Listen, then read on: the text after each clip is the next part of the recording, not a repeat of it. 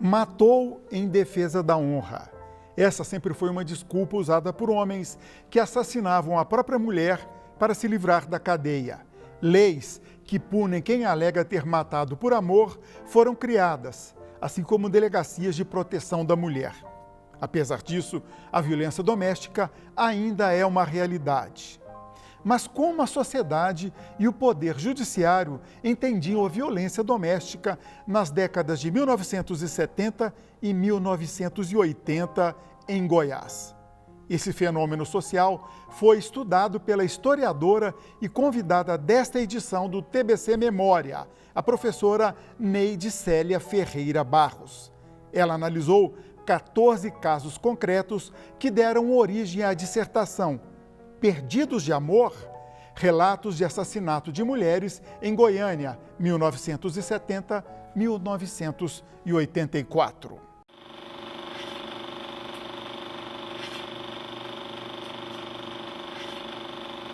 Neide também é graduada em Pedagogia e Direito e é estudante de Psicologia. Sua área de pesquisa é focada em gênero e psicologia educacional. Neide, com tanta formação assim, por que você resolveu estudar a violência contra mulheres e a decorrência disso, ou seja, os processos judiciais? Eu sempre fui muito interessada sobre a história das mulheres, desde a minha graduação em História, eu trabalhei Foi a sua primeira graduação em História? Não, a minha primeira graduação foi em Direito, mas eu não atuei. Logo em seguida eu fui para a História, onde eu me apaixonei e me envolvi muito na pesquisa.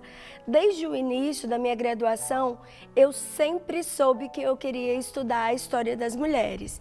Eu estudei a história do corpo, da formação, da beleza, mas eu queria entender como isso tinha uma aplicação imediata na vida, né? Se fala que o corpo da mulher, ele é imediatamente perpassado por poderes. Então, se define que horas a mulher deve ou não ter filhos, como ela deve parecer e como, inclusive, os homens se veem no direito de tirar esse corpo, né? Ver essa vida da mulher como uma propriedade do masculino. Então, eu me interessei e eu fui trabalhar os feminicídios porque eu imaginei que eu ia pesquisar a violência e a violência ela ia estar escondida, principalmente nos anos 70, que as pessoas não denunciavam. Então eu falei, não, então eu vou ter que ir para o mais extremo, que é o assassinato, porque o assassinato não tem como você esconder isso, né? É obrigatório, de certa forma, o Estado tomar parte. Então eu vi que aí eu teria material para minha pesquisa e foi assim, eu queria entender as violências como um todo, mas eu imaginei que devido ao contexto, a gente não teria tantos relatos de lesão corporal, né? Então, eu fui para o assassinato. Você usou uma palavra que hoje é muito aplicada já, o feminicídio. Exato. Mas no período da sua pesquisa, em 1970, 74, de ditadura ainda no Brasil, era uma palavra que não se ouvia e matava-se, entre aspas, né? Estou afirmando isso, né? Em nome da honra, fui traído e etc. Por que você escolheu esse período?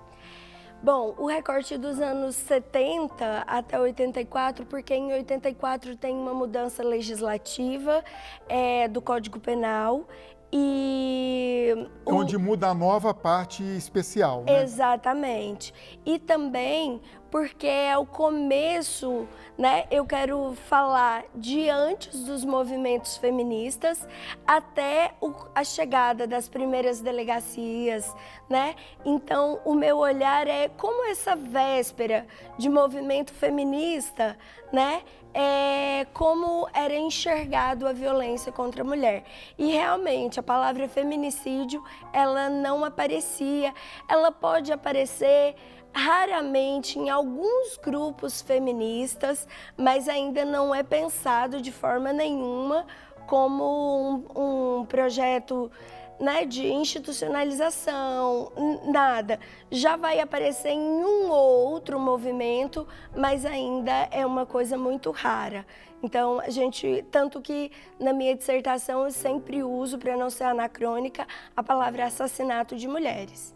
Quer dizer que o recorte de 1984 está preso a essa mudança na parte especial do Código Penal, que é aquela parte do Código Penal onde fala dos crimes e as penas imputadas a esses crimes. O seu recorte final foi esse. Exato. E também a chegada das delegacias, os movimentos Quem Ama Não Mata, uma série de movimentos que a gente teve, principalmente ali após o assassinato da Ângela Diniz, né? Então, conta rapidamente para o telespectador que não conhece o caso da Ângela Diniz. Bom, a Ângela Diniz era uma socialite brasileira muito importante e ela foi assassinada pelo seu namorado, que também era uma pessoa da alta classe brasileira, era o Doca Street, e esse caso passou por 2 júris. No primeiro júri ele foi inocentado e aí começou um movimento de mulheres em Minas Gerais que se estendeu para o Rio de Janeiro, São Paulo, e esse movimento de mulheres, aquele caso era o limite, digamos assim, né? Porque inúmeras mulheres eram assassinadas e ia para o júri e o advogado transformava ela na grande vilã e esse homem era sempre inocentado. Quer dizer, o assassino era a vítima e a mulher, mesmo que tenha cometido adultério, isso é problema dela, exato, né? Era criminalizada. Ela era criminalizada. Então, o caso da Ângela vira um estopim para esse movimento de mulheres. Essas mulheres vão tomando, vai tomando uma grande proporção e isso vai ser fundamental para que num segundo júri ele fosse culpabilizado. Tá, eu perguntei do final, o recorte final, 1984. E por que começou em 1970? Porque os movimentos feministas, eles começam a retomar no Brasil no final dos anos 70, mais ou menos a partir, né, dos movimentos de anistia, Terezinha Zerbini, movimento depois da Ângela Diniz. Então, os anos 70, então eu queria olhar como estava essa véspera. Movimento de anos de chumbo, de repressão. Exatamente, né? Eu não foquei tanto na ditadura militar, até porque eu acho que tem textos e trabalhos maravilhosos nesse sentido, mas eu queria ver esse renascimento feminista e como esse renascimento... Por que a gente diz renascimento?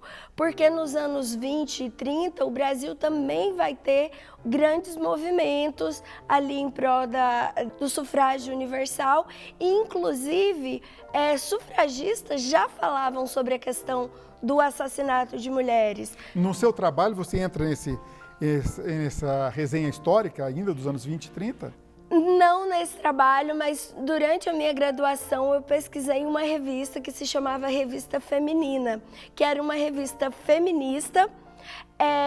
E ela trazia isso, ela trazia inclusive algumas análises, né, sobre esse assassinato de mulheres. Tinha colunistas escrevendo um absurdo, essas mulheres são assassinadas e jogadas como animais. Então, quer dizer, lá nos anos 20, se eu não me engano, isso de 1918, já tinha esse olhar. Mas após a aprovação do voto, o movimento feminista dá uma esfriada. Então, por isso que a gente fala dessa retomada nos anos 70. Eu abordo muito de leve Perfeito. Agora, esse tema. A sua pesquisa, então, você foi no Tribunal de Justiça, nos arquivos, foi pegar processos que já tinham transitado e julgado, e você achou 14 casos, foi isso? Exato, eu fui no depósito judicial, eu pedi autorização para a Justiça Goiana e eles me autorizaram a frequentar o depósito judicial e lá eu encontrei esse material nesse recorte. E você deu muito trabalho. Conta um pouquinho desse trabalho operário mesmo de pesquisar, fotografar. Sim, deu um pouquinho de trabalho, porque, como eu disse, não é propriamente um arquivo, então não tem uma estrutura de arquivologia. A gente sabe que o Poder Judiciário faz o que pode, né? Mas há muitas limitações. Então, a gente teve que descer caixa, eu tive que me paramentar como se eu estivesse indo para um hospital, assim, com luvas, com touca, porque aquele material poderia ser tóxico. Então, eu contratei uma fotógrafa, uma historiadora e fotógrafa que me auxiliou, porque sozinha ficaria muito complicado. Então, foi um trabalho de formiguinha. Foram mais de 8 meses frequentando, fotografando, encontrando esse material. Perfeito. Nós vamos para o intervalo e depois do intervalo nós vamos detalhar a sua pesquisa em si e o que você descobriu nesse trabalho de formiguinha em cima desses processos. Ótimo. TBC Memória, ajudando a preservar a história de Goiás.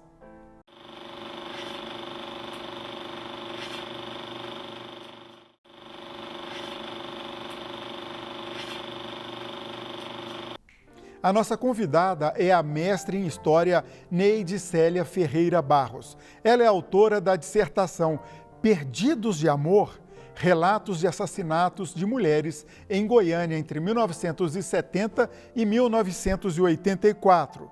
O trabalho de Neide deu origem a este livro, Histórias Escritas de Sangue. Daqui a pouquinho eu quero que você fale um pouco também do seu livro. Vamos antes entrar na sua dissertação. O balanço que você fez disso daí é que poucos assassinos foram punidos, é verdade? Basicamente nenhum, né?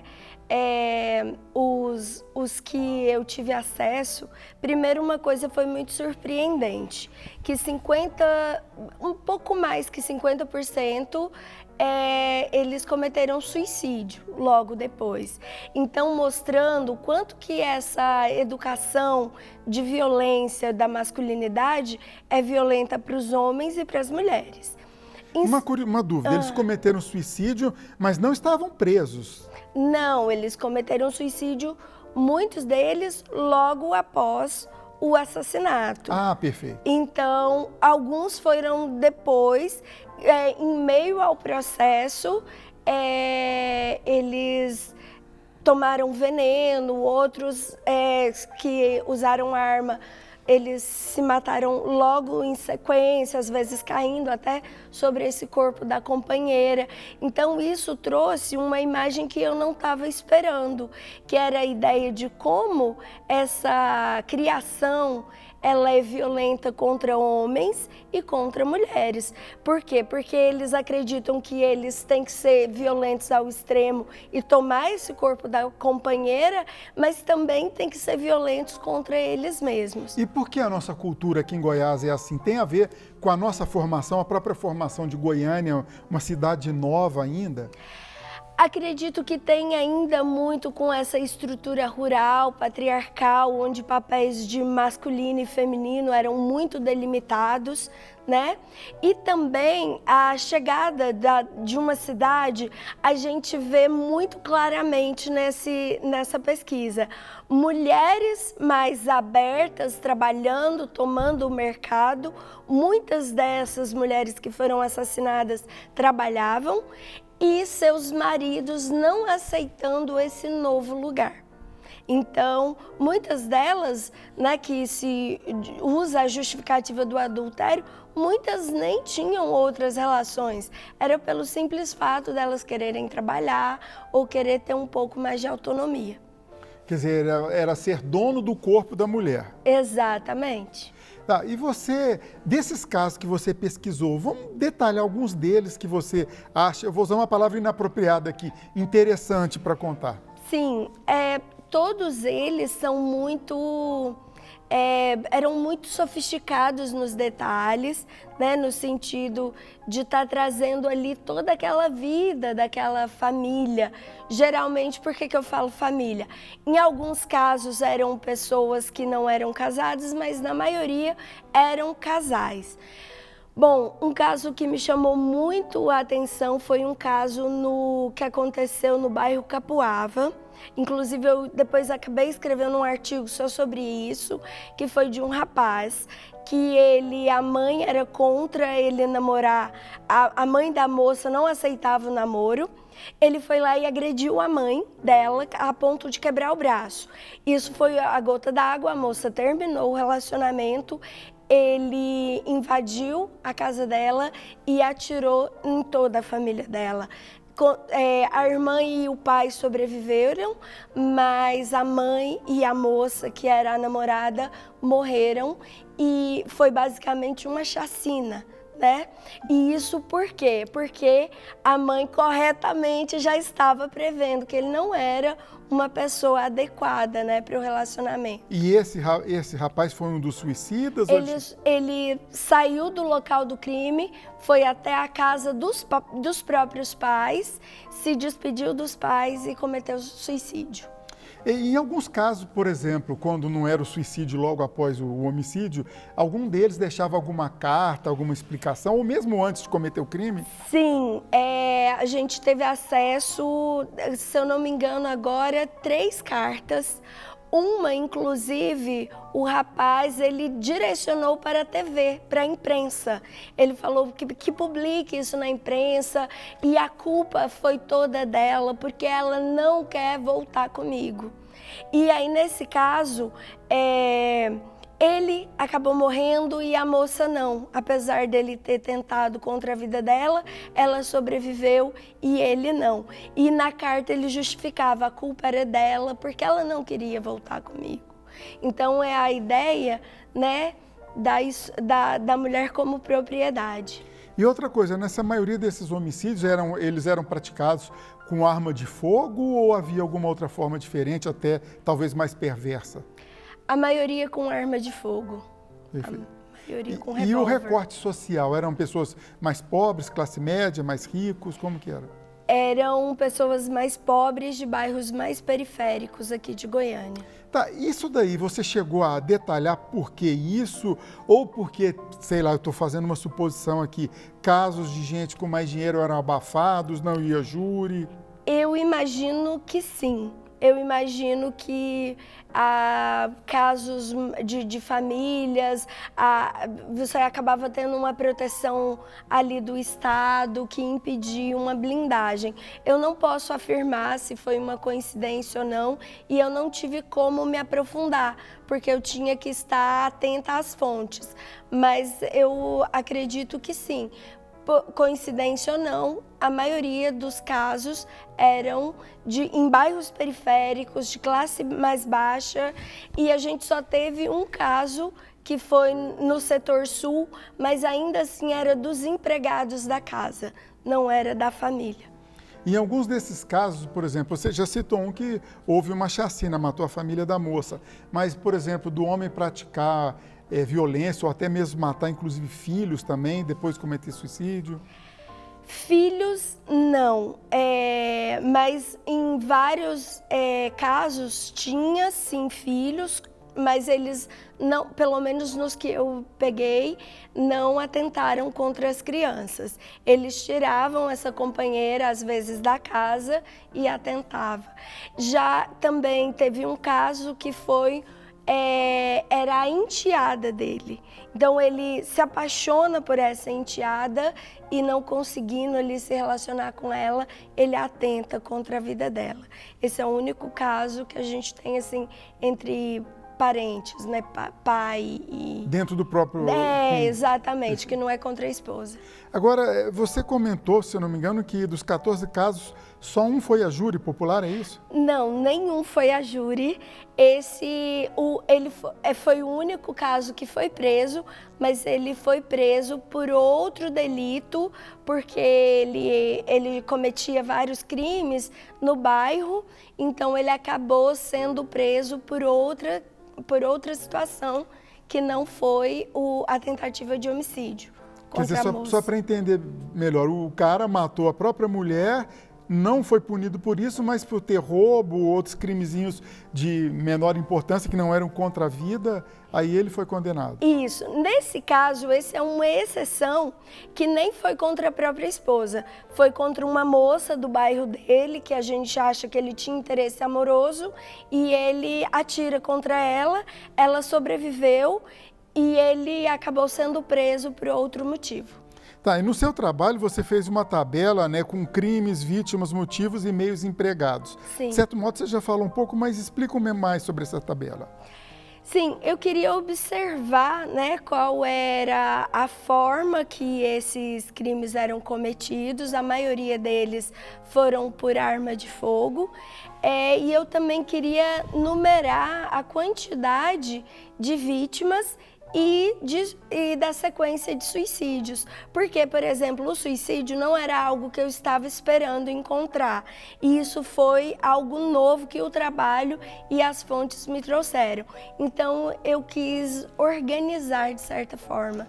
Agora, dentro dessa pesquisa que você fez, você pode ter chegado a uma conclusão de que o Poder Judiciário falhou, foi omisso, ou o problema já vem logo da persecução, ou seja, do inquérito policial? Olha, a gente percebe que havia uma estrutura ali que não facilitava. Em muitos casos, a gente vê delegados extremamente empenhados, escrevendo para outras forças, pedindo ajuda. Mas, por exemplo, em um dos casos, o rapaz ele era um policial. A própria força policial dizia que ele estava internado e que ele estava doente e dava desculpas. Então, assim, havia toda uma estrutura social, institucional, que protegia esses homens. E eles desapareciam. A maioria deles não eram encontrados, o oficial de justiça ia lá e não se sabia onde eles estavam, até que o crime prescrevia. Quer dizer, é um próprio contexto da época, da estrutura que você colocou patriarcal da cidade. Exatamente. Eu, até ao contrário do que eu imaginava que teria essa negligência da instituição. E eu não vi tanto. A instituição se empenhava, mas era quase impossível, como se toda a sociedade abraçasse esses assassinos e eles fossem, né? Você comentou do recorte final 1984, a mudança do Código Penal.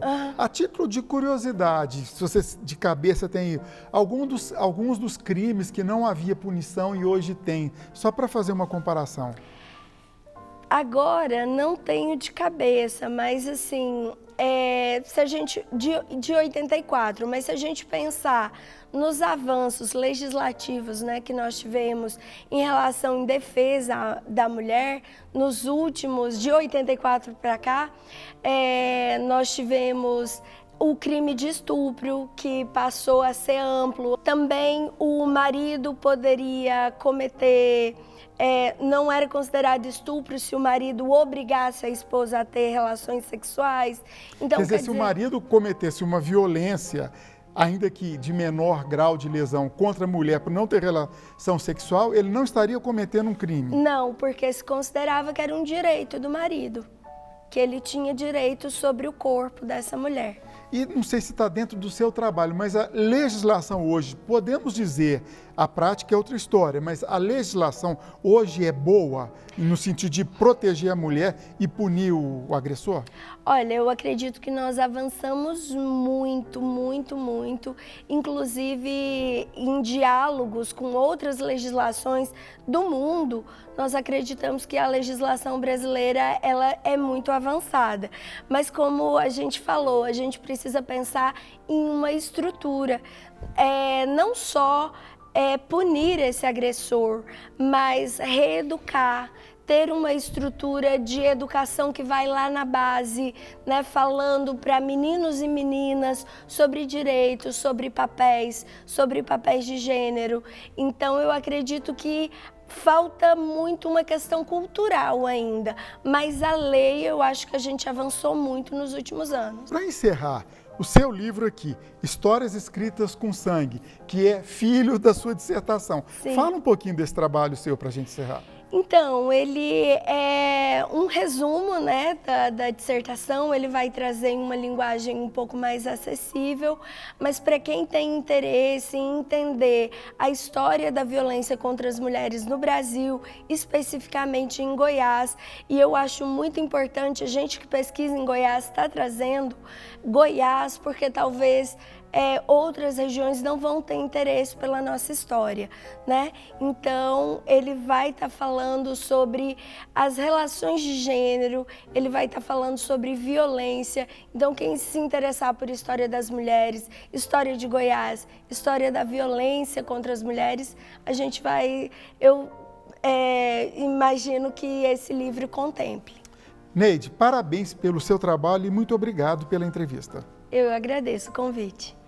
TBC Memória, ajudando a preservar a história de Goiás.